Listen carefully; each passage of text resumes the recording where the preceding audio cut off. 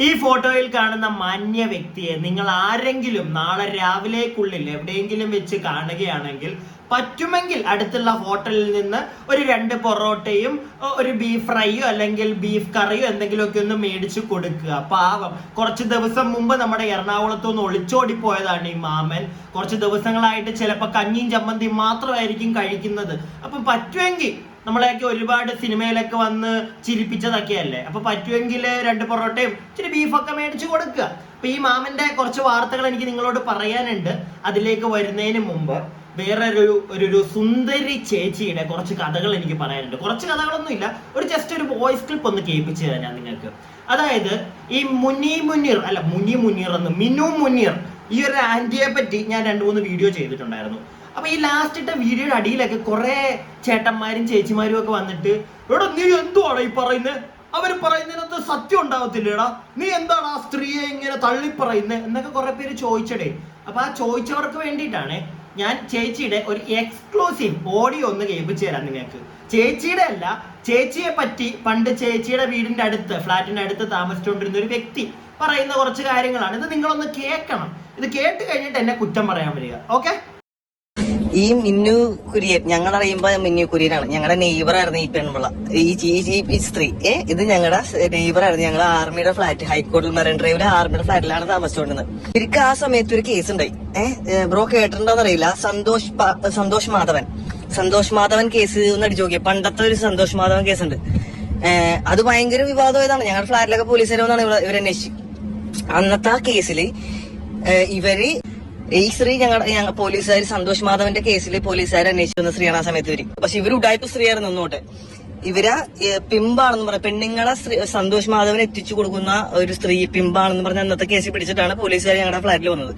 എനിക്ക് മേജറായിട്ട് ഈ സ്ത്രീനെ ടിവിയിൽ കണ്ടപ്പോ എന്റെ ആദ്യത്തെ ഫസ്റ്റ് തോട്ട് എനിക്ക് പോയത്, ഇവര് വന്നിരുന്ന് നിങ്ങൾ പുണ്യാളത്ത് ചമയുമ്പോ ഇവര് കൊണ്ടുപോയിക്കണ പെണ്ണുങ്ങൾ വന്നിരുന്നിന് ഇത് ഇവർക്കെതിരെ പറയാൻ തുടങ്ങൂലേ.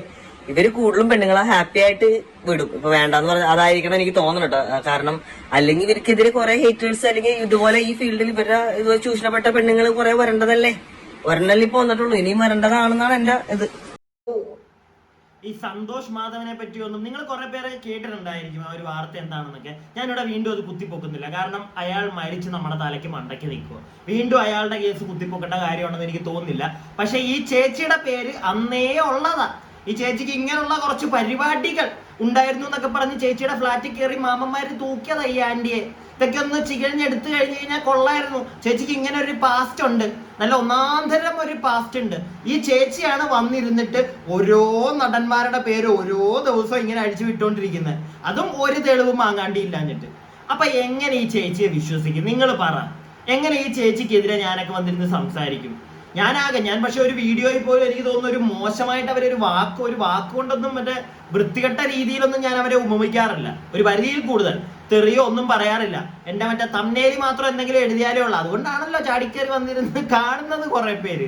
ഇല്ലെങ്കിൽ മറ്റേ ആട്ടാ നമുക്കൊക്കെ, അത്രേ ഉള്ളൂ. അല്ലാതെ ഒരു വീഡിയോയിലും ഞാൻ അവരെ മറ്റേ വിളിക്കാൻ പാടില്ലാത്ത വാക്കുകളൊന്നും ഞാൻ വിളിച്ചിട്ടില്ല. അവർ കാണിച്ച പല പരിപാടിക്കും പലതുമാണ് വിളിക്കേണ്ടത് നമ്മള്, പക്ഷെ അതൊന്നും നമ്മൾ വിളിച്ചിട്ടില്ല. ഇതിപ്പോ കേട്ടല്ലോ, അവരുടെ തൊട്ടടുത്ത് താമസിച്ച ഒരു വ്യക്തി പറയുന്ന കുറച്ച് കാര്യങ്ങളായത്. വർഷങ്ങൾക്ക് മുമ്പ് നടന്ന കാര്യത്തിലൊക്കെ ഇവരുടെ പേരുണ്ട്. ഒരു പിമ്പായിരുന്നു ഇവരെന്നാ പറയുന്നത്. അതും കൂടെയൊക്കെ ഒന്ന് എല്ലാവർക്കും ഒന്ന് മനസ്സിലായി കിട്ടിയാൽ കൊള്ളായിരുന്നു കേട്ടോ. ഇതും കൂടെയൊക്കെ ഒന്ന് മനസ്സിലാക്കുക. എല്ലാവരും നമ്മൾ എല്ലാ നടന്മാരെയും കുറ്റം പറയുന്നത് കാണും. നടന്മാരൊന്നും അത്ര ഡീസന്റ് ആണെന്നും ഞാൻ പറയുന്നില്ല. ഇവർക്കെതിരെയും ചിലപ്പോൾ നടന്നിട്ടുണ്ടായിരിക്കാം. പക്ഷെ അത് വെച്ച് വന്നിരുന്ന് പിന്നെയും മീഡിയക്കാര് നിർത്തി, നമ്മുടെ സാറ്റലൈറ്റ് മീഡിയാസ് നിർത്തി ഇവരെ വിളിച്ചിരുത്തുന്നത്. കാരണം ഇവർ പറയുന്നതിനകത്ത് എന്തൊക്കെയോ പോരായ്മകൾ അവർക്ക് തോന്നി, നിർത്തി. ഇപ്പൊ എന്താ അവർ ചെയ്യുന്നത്? കണ്ട എന്താ എല്ലാ യൂട്യൂബ് ലൈക്ക് ഓൺലൈൻ മീഡിയാസിലും കയറിയിരുന്ന് കഥ പറയുക. ഇപ്പൊ രാവിലെ ബാലചന്ദ്ര മേനോന്റെ ഞാൻ ഒരു വീഡിയോ ചെയ്തായിരുന്നല്ലോ. കൊടുക്കണം, എല്ലാവരും കൊടുക്കണം. ഇവര് മാത്രം അങ്ങനെ മറ്റേ സെറ്റപ്പാണെന്ന് പറഞ്ഞിരിക്കണ്ട, കൊടുക്ക്. ഇവരുടെ ഭാഗത്ത് തെറ്റുണ്ടെങ്കിൽ അതും തെളിയട്ടെന്നേ. ഇവർക്കെതിരെ ഇപ്പൊ ഓൾറെഡി ഇവരുടെ ഒരു കസിനോട് പെങ്കൊച്ചു എന്ന് പറയുന്നുണ്ട് കുറെ കാര്യങ്ങൾ. അതൊക്കെ ചേച്ചി വളരെ ലാഘവത്തോടെ ചിരിച്ചെടുക്കുന്ന കൊടുക്കട്ടെ, കുഴപ്പമൊന്നുമില്ല എന്നുള്ളൊരു മൂഡില്ല. ഇവര് പറയുന്ന മാത്രം ശരി, അതൊന്നും നമുക്കിവിടെ അംഗീകരിക്കാൻ പറ്റത്തില്ല. ഓക്കെ, അതാണ് ഒന്നാമത്തെ കാര്യം. അത് ഞാൻ ജസ്റ്റ് കുറെ പേര് കമന്റ് ഇടുന്നതുകൊണ്ട് മാത്രം ഞാൻ കുറച്ച് പേര് ചോദിച്ചു. അപ്പൊ അതുകൊണ്ടാണ് ഈ ഒരു സാധനം ഇവിടെ കേൾപ്പിച്ചത്. നമുക്ക് മെയിൻലി എന്റെ ഇന്നത്തെ ഈ ഒരു ടോപ്പിക്കില് മെയിൻലി എനിക്ക് സംസാരിക്കാനുള്ളത്, ഞാൻ ആദ്യമേ കാണാതെ പോയെന്ന് പറഞ്ഞില്ലേ, ഒളിച്ചോടി പോയ മാമിനെ പറ്റിയിട്ടാണ്. ആ മാമന്റെ കുറച്ച് വാർത്തകളൊക്കെ ഇന്നിപ്പോ എന്തായാലും പുറത്ത് വരുന്നുണ്ട്. 2 ദിവസമായിട്ട് മാമന്റെ വലിയ വാർത്ത, 6 ദിവസം മുമ്പെങ്ങാണ്ട ഈ മാമനെ മറ്റേ ഒളിച്ചോടി പോയത്. ഇതുവരെയായിട്ടും വലിയ അനക്കമൊന്നും ഇല്ലായിരുന്നു. ഇന്നിപ്പോ ഇത് അനങ്ങാനായിട്ടുള്ള മെയിൻ ഒരു കാര്യം എനിക്ക് മനസ്സിലായത്, നാളെ മൺഡേ തിങ്കളാഴ്ച, നാളെ മിക്കവാറും സുപ്രീം കോടതിയിൽ അവർ അപ്പീൽ പോകും, ജാമ്യം കിട്ടും. അപ്പൊ അതിന് മുമ്പായിട്ട് എന്തെങ്കിലും ഒന്ന്, ഈ SIT ടീമൊക്കെ ഉള്ളതാണല്ലോ, അപ്പൊ എന്തെങ്കിലും കുറച്ച് വാർത്ത ഉണ്ടാക്കണമല്ലോ. ഏത് മനസ്സിലായല്ലോ. അപ്പൊ അതിന്റെ പേരില് ഇന്ന് രാവിലെ തൊട്ട് അല്ലെങ്കിൽ ഇന്നലെ വൈകിട്ട് തൊട്ട് കുറച്ച് പരിപാടികൾ തുടങ്ങിയിട്ടുണ്ട്. അതിപ്പോ ഇന്നലെയൊക്കെ നമ്മുടെ വള്ളംകളി, അതുപോലെ തന്നെ മറ്റേ നമ്മുടെ അർജുന്റെ ഇഷ്യൂ, അതൊക്കെ കാരണം മാധ്യമങ്ങൾ നോക്കിയില്ല. ഇന്നിപ്പോ വേറെ പ്രത്യേകിച്ച് വാർത്ത ഒന്നും ഇല്ലാത്തതുകൊണ്ട് പുറകെ പോയിട്ടുണ്ട്. എന്തായാലും അത് പുറകെ പോയത് സിദ്ദിഖിന്റെ മാത്രമല്ല, SITയുടെ മാത്രമല്ല, സിദ്ദിഖിന്റെ മകന്റെ പുറകെയൊക്കെ പോയിട്ടുണ്ട്. മകന്റെ പുറകെ പോയതല്ല കേട്ടോ, സീരിയസ്ലി. ലൈക്ക് മകൻ ഇങ്ങോട്ട് വിളിച്ചെന്നാ പറയുന്നത്. ചാനൽസിനെ വിളിച്ച് ഇന്ന് സംസാരിക്കുകയൊക്കെ ചെയ്തിട്ടുണ്ട്. അതിന്റെ കുറച്ച് ഓഡിയോ ക്ലിപ്പുകളൊക്കെ ഉണ്ട്. ആദ്യമേ സംഗതി ഞാൻ ഈ പറയുന്നത് എന്താണെന്ന് ഇന്ന് വന്നൊരു വാർത്ത ഞാൻ നിങ്ങൾക്ക് കേൾപ്പിച്ചു തരാം, എന്നിട്ട് നമുക്ക് ബാക്കി പറയാം. അപ്പോൾ ഞാൻ ഇവിടെ കാണിക്കുന്നില്ല, ഞാൻ ഫോണിലാണ് കാണിക്കുന്നത്, എല്ലാവരും ക്ഷമിക്കുക. ലൈംഗികാരോപണ കേസിൽ നടൻ സിദ്ദിഖിന്റെ മകന്റെ സുഹൃത്തുക്കൾ കസ്റ്റഡിയിൽ. പൊന്നാനിയിലേക്ക് സിദ്ദിഖിന്റെ കാർ കൊണ്ടുപോയ സുഹൃത്തുക്കളെയാണ് കസ്റ്റഡിയിലെടുത്തത്. GPS വിച്ഛേദിച്ച നിലയിൽ കാർ കണ്ടെത്തുകയായിരുന്നു. അന്വേഷണം വഴിതെറ്റിക്കാനായിരുന്നു നീക്കം എന്ന് പോലീസ് കണ്ടെത്തിയിരിക്കുന്നു. സൈഫിനിസ അലിയാർ വിവരങ്ങളുമായി. സൈഫിനിസ, സിദ്ദിഖിന്റെ മകന്റെ എത്ര സുഹൃത്തുക്കളാണ് ഇപ്പോൾ പോലീസ് കസ്റ്റഡിയിലുള്ളത്? ഇവർ ബോധപൂർവം വഴി തെറ്റിക്കാൻ വേണ്ടി വാഹനം എടുത്തു പോകുന്നു, ഇടയ്ക്ക് വെച്ച് GPS വിച്ഛേദിക്കുന്നു, അങ്ങനെ പോലീസിനെ വഴി തെറ്റിക്കുന്നു എന്നാണ് പോലീസിന്റെ കണ്ടെത്തൽ.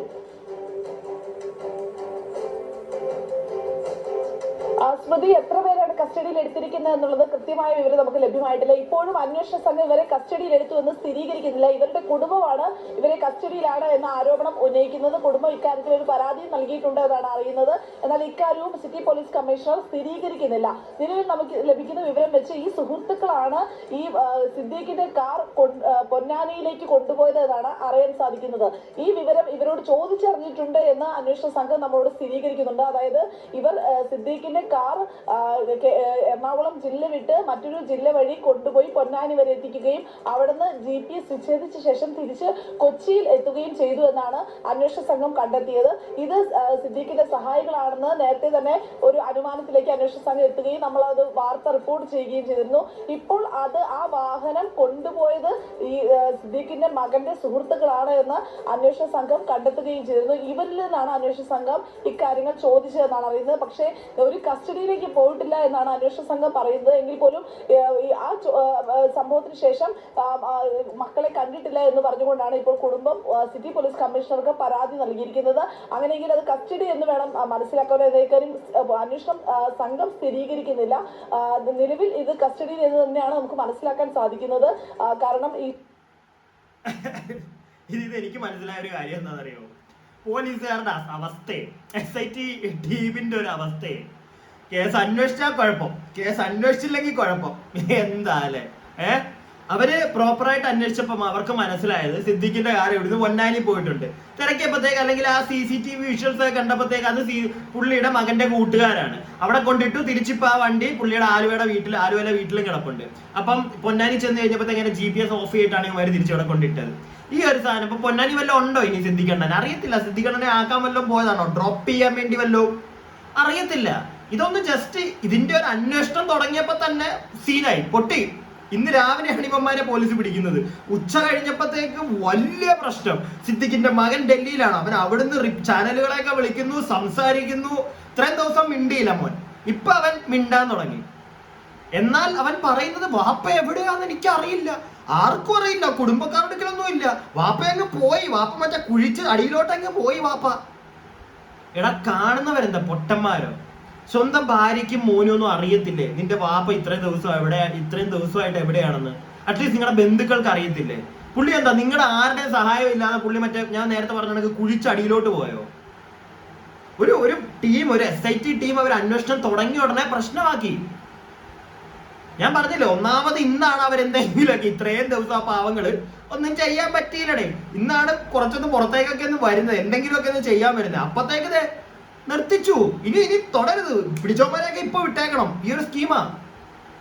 ഒന്ന് ആലോചിച്ച്. കാശുള്ളവൻ അവൻ എന്നും രാജാവാണ് ഇവിടെ, അല്ലേ?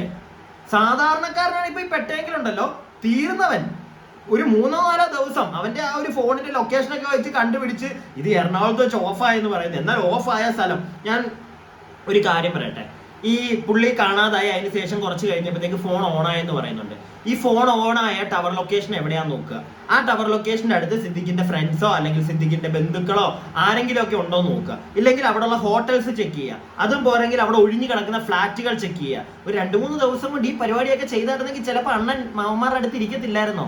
അതൊന്നും മാമന്മാര് ചെയ്തിട്ടില്ല. ഈ ഒരു കേസിൽ അതൊന്നും ചെയ്തിട്ടില്ല. അവസാനം വന്നപ്പോഴത്തേക്ക് സിദ്ദിഖിന്റെ മോന്റെ കുറച്ച് കൂട്ടുകാരെ ഒന്ന് തൂക്കി. അത് എനിക്ക് അറിഞ്ഞുകൂടാ, ചിലപ്പോൾ ഇത് വെറുതെ ഒരു ഷോ ആയിരിക്കും ഇവിടെ. കാരണം ഞാൻ ആദ്യമേ പറഞ്ഞില്ലേ, നാളെ മിക്കവാറും ജാമ്യം കിട്ടും. അതിന് മുമ്പായിട്ട് എന്തെങ്കിലും ചെയ്തെന്ന് കാണിക്കണമല്ലോ. അങ്ങനെ ഒരു പെർസ്പെക്റ്റീവ് കൂടെ ഉണ്ട് കേട്ടോ. ഇതിന് 2 സൈഡ് ചെയ്ത് ഞാൻ ചിന്തിക്കുന്നുണ്ട്. ഒന്ന് അവർ ചെയ്യാൻ ഇറങ്ങിയപ്പോഴത്തേക്ക് ഇവന്മാര് മറ്റേ അടിച്ചിരുത്തി, മറ്റേത് എന്തിനോ വേണ്ടിയിട്ട് കാണിക്കാൻ വേണ്ടിയിട്ട് എന്തൊക്കെയോ കാണിച്ചു കൂട്ടുന്ന അവസാന നിമിഷമായപ്പോൾ. അല്ലെങ്കിൽ ഇത്ര ദിവസം എവിടെയായിരുന്നു? ഞാൻ ഈ പറഞ്ഞ കണക്ക് ഒന്ന് അന്വേഷിച്ചായിരുന്നെങ്കിൽ എന്ന് വെച്ചാൽ ഞാൻ മറ്റേ അന്വേഷണം മറ്റേ ബുദ്ധിയുള്ളവനൊന്നുമല്ല. എനിക്ക് എൻ്റെ മനസ്സിൽ തോന്നിയത് അങ്ങനെ ഒന്ന് ചെയ്തായിരുന്നെങ്കിൽ ചിലപ്പോൾ നേരത്തെ കിട്ടത്തില്ലായിരുന്നു. അതൊന്നും ചെയ്തില്ല ഈ ഒരു കേസിൽ. എന്തുകൊണ്ട്?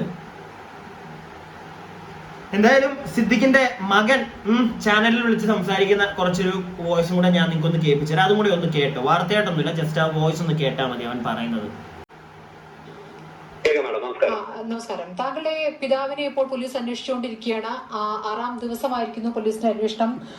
കണ്ടെത്താനായിട്ടില്ല. ഇതിനിടയ്ക്കാണ് താങ്കളുടെ സുഹൃത്തുക്കൾ കസ്റ്റഡിയിലായിരിക്കുന്നത്. എന്താണ് അതേക്കുറിച്ച് പറയാനുള്ളത്? മാഡം, ഇന്നലെ SIT ടീമിന്റെ വീട്ടിൽ വന്നിരുന്നതാണ്. ഇന്നലെയും വന്നിരുന്നത്. 2ാമത്തെ തവണയാണ് എന്റെ വീട്ടിൽ വരുന്നത്. വീട് ഫുൾ സെർച്ച് ചെയ്തു. അതിനുശേഷം എന്റെ മൊഴിയും രേഖപ്പെടുത്തിയിരുന്നു. അവർക്ക് കൃത്യമായിട്ട് അറിയാം ഞാൻ ഇന്നലെ വൈകുന്നേരം ഡൽഹിയിലേക്ക് വരും എന്നുള്ളത്. ഞാൻ ഡൽഹിയിലാണ് മാഡം ഉള്ളത്.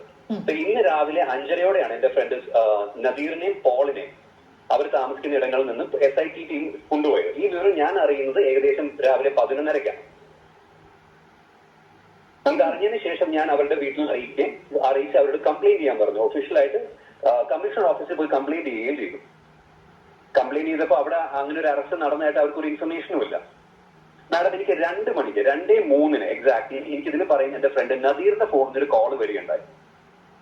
ഒരുപക്ഷെ ആ കോൾ ലൗഡ് സ്പീക്കറിലായിരിക്കണം. അപ്പൊ അതില് നദീർ പറഞ്ഞ എന്താ കാര്യം എന്ന് വെച്ചാൽ, എന്റെ ഫാദർ എവിടെയെന്നുള്ള ഇൻഫർമേഷൻ ഞാനത് ഷെയർ ചെയ്തില്ലെങ്കിൽ, അത് SIT ടീമിന് കൊടുത്തില്ലെങ്കിൽ നദീറിനെയും പോളിനെയും അറസ്റ്റ് ചെയ്യുമെന്നാണ് പറഞ്ഞത്. പറഞ്ഞോളൂ. ഇത്രേ ഉള്ളൂ മാഡം. അതിനുശേഷം ഞാൻ മീഡിയ കോൺടാക്ട് ചെയ്യാറ്. ഞാൻ ചോദിക്കുന്നത് ഇപ്പോൾ നിങ്ങൾ അപ്പൊ അതിനുശേഷം എന്റെ സിദ്ദിഖിക്കയുടെ മോൻ പോലീസുകാരെ നമ്മുടെ ചാനൽസിനെ കോണ്ടാക്ട് ചെയ്യുകയായിരുന്നു അല്ലേ? കഴിഞ്ഞ ദിവസമൊക്കെ ചാനലുകാർ വന്നപ്പോ വലിയ മൈൻഡ് ഒന്നും ചെയ്തില്ലല്ലോ അണ്ണ.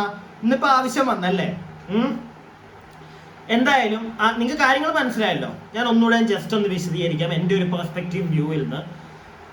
ഇന്ന് രാവിലെ ഇന്നലെയൊക്കെ ഈ പയ്യന്റെ നമ്മുടെ സിദ്ദിഖ് ഖാന്റെ മോന്റെ വീട്ടിൽ ചെന്നു. വീട് പോലീസുകാർ കയറി അരിച്ചു പിറക്കി എന്നൊക്കെ പറയുന്നുണ്ട്. ഇന്ന് രാവിലെ പോലീസുകാർ ഈ ഒരു കൂട്ടുകാരന്റെ 2 കൂട്ടുകാരെ, അതായത് സിദ്ദിഖയുടെ മോന്റെ 2 കൂട്ടുകാരെ അങ്ങ് പൊക്കാനുള്ളൊരു കാരണം ഈ ഒരു വ്യക്തിയുടെ, നിങ്ങൾ ആദ്യത്തെ വാർത്ത ആ ഒരു ന്യൂസ് ക്ലിപ്പിൽ നിന്ന് തന്നെ നിങ്ങൾക്ക് മനസ്സിലായി കാണും. അതായത് എന്താണ്, ലൈക്ക് പൊന്നാനി വരെ ആ ഒരു കാറിൽ ഈ കൂട്ടുകാർ 2 പേരും സിദ്ദിഖൊക്കെയും കൊണ്ട് അവിടെ വിട്ടിട്ടുണ്ട് എന്നുള്ളൊരു സംശയം പോലീസുകാർക്കുണ്ട്. ആ വണ്ടി അവിടെയാണ് GPS സ്റ്റോപ്പ് ആയത്. അതിനുശേഷം ഇപ്പൊ വണ്ടി കിടക്കുന്നത് ആലുവയിലെ വീട്ടില്. തിരിച്ചവന്മാര് GPS ഓഫ് ചെയ്തിട്ട് നേരെ ആലുവ കൊണ്ട് ഈ വണ്ടി ഇട്ടു. അതപ്പോ ഇവന്മാരാണ് എന്നുള്ളൊരു സംശയമായ SITയിലെ ടീം മെമ്പേഴ്സിനുള്ളത് കൊണ്ടാണല്ലോ ഇവന്മാരെ വന്ന് കസ്റ്റഡിയിൽ എടുത്ത്. വെറുതെ റോട്ടിൽ കൂടെ പോയപ്പോ പിടിച്ചതായിരിക്കത്തില്ലല്ലോ. പിന്നെ സിദ്ദിഖയുടെ മോന്റെ കൂട്ടുകാരും കൂടെ. അപ്പൊ അവന്മാരെ എന്തോ കാര്യത്തിൽ സംശയം തോന്നി. അതുകൊണ്ടാണ് വന്ന് പിടിച്ചോണ്ടെന്ന് പോയത് രാവിലെ. ഉച്ചയായപ്പോഴത്തേക്കും മറ്റേ കൂട്ടുകാർ, മറ്റേ സിദ്ദിഖയുടെ മോൻ അവന്റെ കൂട്ടുകാരുടെ ഫാമിലിയിൽ വിളിച്ചു പറയുന്നു, നിങ്ങൾ നേരെ ചെല്ലൂ, കമ്മീഷണർ ഓഫീസിൽ ചെല്ലൂ, പരാതി കൊടുക്കുന്നു. അവൻ നേരെ അപ്പൊ തന്നെ മറ്റേ ചാനലുകളെ വിളിക്കുന്നു, കഥ പറയുന്നു. എടാ മോനെ, 6 ദിവസമായി മണ്ടന്മാരായിട്ടിരിക്കുക SIT ടീം. ഒരു മാങ്ങാത്തൊലി അവരെ കൊണ്ട് ചെയ്യാൻ പറ്റിയിട്ടില്ല. ഇന്നെങ്കിലും നാട്ടുകാരുടെ കണ്ടി പൊടിയിടാനോ എന്തോ ആയിക്കോട്ടെ, ഇന്നെങ്കിലും അവരെന്തെങ്കിലും ചെയ്തോട്ടെ. അപ്പൊ അതും കൂടെ വന്ന് മറ്റേ കുളമാക്കാൻ നിക്കല്ലേ. പിന്നെ നിനക്കൊന്നും അറിയത്തില്ല എന്ന് പറഞ്ഞു കഴിഞ്ഞാൽ വിശ്വസിക്കാൻ ജനങ്ങൾ എന്താ അത്രയും മണ്ടന്മാരോ? 6 ദിവസമായി നിന്റെ വാപ്പ എവിടെയാന്ന് നിനക്ക് അറിയത്തില്ല? ഇങ്ങനെ ഒരു പ്രശ്നം വന്നിട്ട് അവിടുന്ന് വീട്ടിൽ നിന്ന് മാറി നിൽക്കുന്ന വാപ്പ എവിടെയാന്ന് നിനക്ക് അറിയത്തില്ല എന്നാണോ നീ പറയുന്നത്? എടാ, ഇത് മണ്ടന്മാർ വിശ്വസിക്കൂടാ. എല്ലാവർക്കും ഒന്നൊന്നും അത്രയ്ക്കും അങ്ങോട്ടോ മറ്റേ എന്താണ് ഇത് വെള്ളം തൊടാതെ അങ്ങ് വിഴുങ്ങാനായിട്ട് പറ്റത്തില്ല. ഇത് നിനക്ക് അറിയത്തില്ലെങ്കിൽ പിന്നെ എന്തിനാണ് ഇത് ഇങ്ങനെ മുങ്ങി അടുത്ത ദിവസം അന്നും ഒക്കെ ആയിട്ട് നീ ഓടുന്നുണ്ടായിരുന്നല്ലോ അഡ്വക്കേറ്റിന്റെ അടുക്കൽ. ഒന്നും അറിയാതെയാണോ അങ്ങോട്ട് ഓടുന്നത്? ഈ അഡ്വക്കേറ്റിനും അറിയത്തില്ല ഇയാൾ എവിടെയാണെന്ന്. ചുമ്മാ അങ്ങ് പറയരുത്. ഓക്കെ, നമ്മളും എല്ലാം അരി തന്നെയാണ് കഴിക്കുന്നത്, മനസ്സിലായില്ലേ? ഉച്ചക്കൊക്കെ നല്ല കുത്തരിച്ചോറിന്റെ കഞ്ഞിയൊക്കെയാണ് നമ്മൾ കുടിക്കുന്നത്.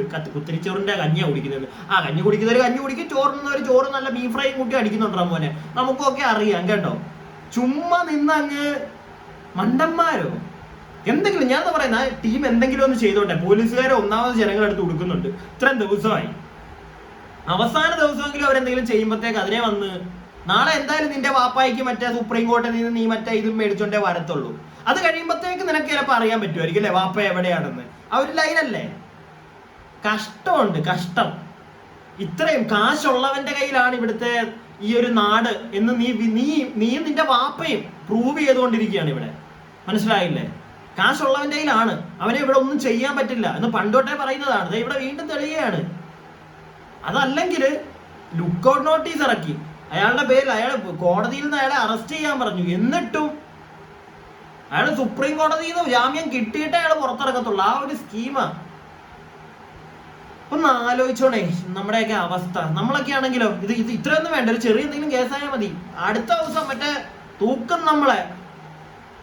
ഇത് ജനിക്കുവാണെങ്കിൽ അതാ പറയുന്നു, ഒന്നുകിൽ രാഷ്ട്രീയക്കാരനായിട്ട്, ഇല്ലെങ്കിൽ വല്ല സിനിമാ നടന്റെ മക്കളും ഒക്കെ ആയിട്ട് ജനിച്ചു കഴിഞ്ഞു കഴിഞ്ഞാൽ ഇവിടെ എന്ത് തെമ്മാടിത്തരം കാണിക്കാം. അല്ലെങ്കിൽ പോലീസുകാരുടെ മക്കളാണെങ്കിൽ എന്തെങ്കിലുമൊക്കെ. വെറുതെ ഞാൻ അവരുടെ നെഞ്ചത്തോട്ട് കയറുന്നില്ല, പാവം പോലീസുകാരുണ്ട് ഒരുപാട്. പക്ഷെ എന്നായാലും എന്താണെങ്കിലും നല്ല ചുന്ദരമായിട്ടുണ്ട് കേട്ടോ മൊത്തത്തിൽ. ഇത് എൻ്റെ ഒരു അഭിപ്രായമാണ്. ഞാൻ രണ്ട് പെർസ്പെക്റ്റീവിൽ ചിന്തിച്ചിട്ടുണ്ട് ഇതിനകത്ത്. നിങ്ങളുടെ അഭിപ്രായങ്ങൾ എന്താണെങ്കിലും കമന്റ് ബോക്സിൽ രേഖപ്പെടുത്തുക. അതുപോലെ തന്നെ വീഡിയോ ക്ലോസ് ചെയ്ത് പോകുന്നതിന് മുന്നേ ആ ലൈക്ക് ബട്ടണിലൊക്കെ ഒന്ന് ഞെക്കി സബ്സ്ക്രൈബ് ചെയ്യാത്തവരൊന്ന് സബ്സ്ക്രൈബ് ഒക്കെ ചെയ്തിട്ട് പോവുക. അപ്പോൾ ടാറ്റ.